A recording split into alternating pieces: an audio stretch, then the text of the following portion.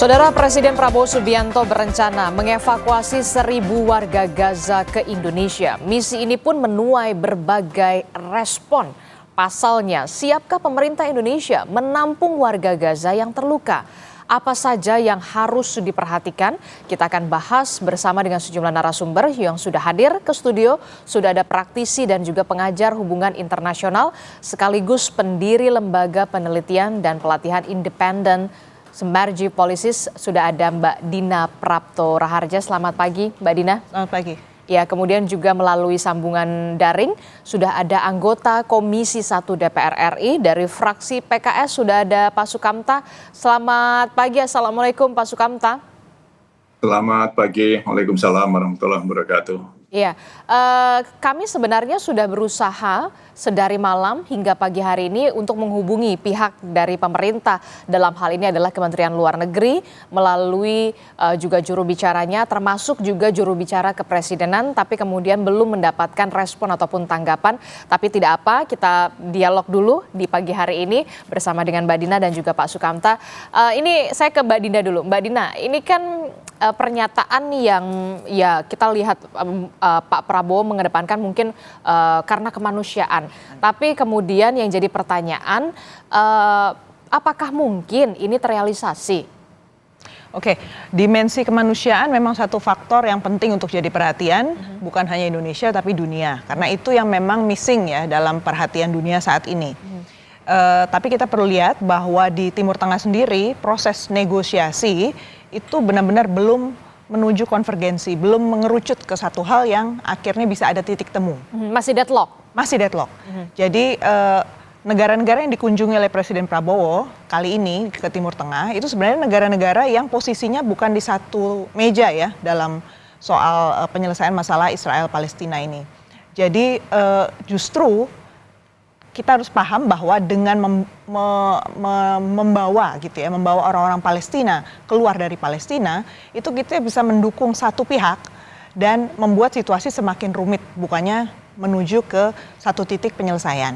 Mendukung satu pihak ini dalam hal ini adalah mendukung Israel dan Amerika Serikat yang kemudian kita tahu Israel dan Amerika Serikat yang karena memang, kita sedari awal memang menginginkan rencana ini. Yang menginginkan untuk displacing people kan, untuk mengeluarkan orang-orang dari Gaza.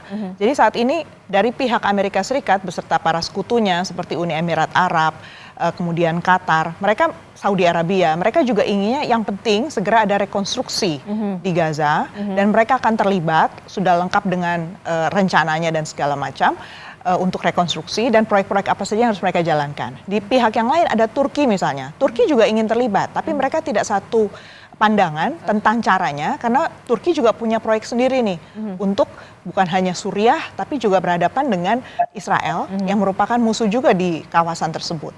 Kemudian Israel masih melihat dua pihak nih, ada Iran yang saat ini mendanai Hamas kan, tapi jangan lupa Qatar juga mendanai Hamas dan Qatar itu kaki tangannya Amerika Serikat juga.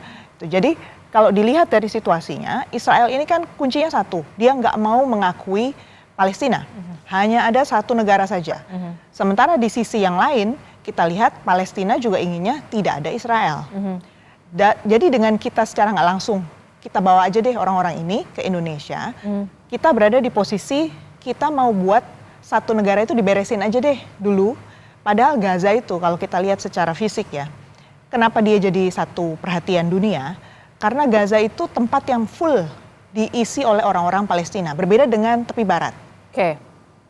Lalu saat ini kalau kita berpikir mau buat two state solution, harusnya kan yang kita pikirkan adalah posisi negara-negara yang pro untuk two state solution, bukan yang satu solution. Dan posisi negara-negara itu sekarang sedang dilemahkan juga oleh Amerika Serikat. Gitu. Jadi kalau kita masuk di momen seperti ini hanya berpikirnya soal kemanusiaan, itu kita miss di gambar besarnya. Belum lagi kalau kita bicara soal teknisnya ya, teknis untuk membawa orang dari Palestina sampai ke sini itu ya.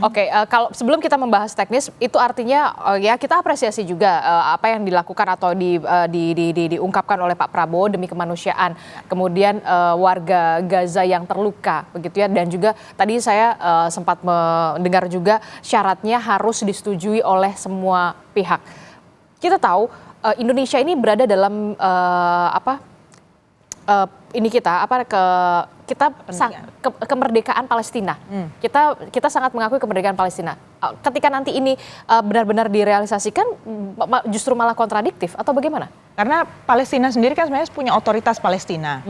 Yang ternyata dari waktu ke waktu selama bertahun-tahun belakangan ini justru dilihat semakin melemah dan terlalu bergantung sama Amerika Serikat.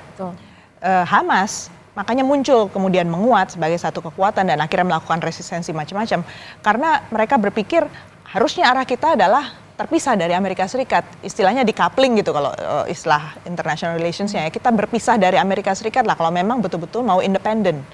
Nah, Palestinian Authority ini baru saja mengikuti kemauan Amerika Serikat dengan menunjuk Perdana Menteri baru. Namanya Mustafa. Dan Pak Mustafa ini adalah orang yang sudah lama dibesarkan di Amerika Serikat. Dia lulusan George Washington University. Dia juga orang lama di World Bank yang dianggap bisa menyenangkan Amerika Serikat. Tapi inilah yang kemudian dilihat oleh pihak Palestina sendiri, internal di dalam itu kan makin terpecah. Mereka lihatnya, loh kok malah nggak ada proses demokratis untuk memilih orang ini.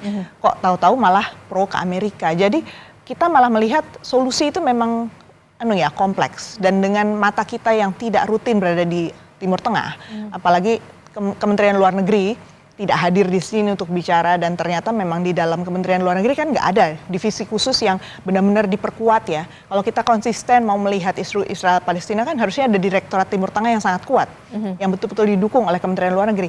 Itu nggak ada sampai sekarang. Jadi kalau kita bicara soal holistik ya, saya pertanyakan soal pendekatan kita yang holistik di Timur Tengah. Karena ini bukan masalah sehari, 2 hari, atau setahun, 2 tahun ini.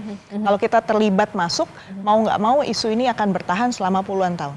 Oke, jadi benar-benar harus difikirkan dulu sebelum ini bisa terrealisasi. Termasuk juga dampaknya juga yang nantinya akan terjadi di Indonesia. Ya, ketika tidak bisa sekedar membuat telinga orang Indonesia happy aja ya. Oke, jadi Anda ini pernyataan populis? Pernyataan yang sangat populis.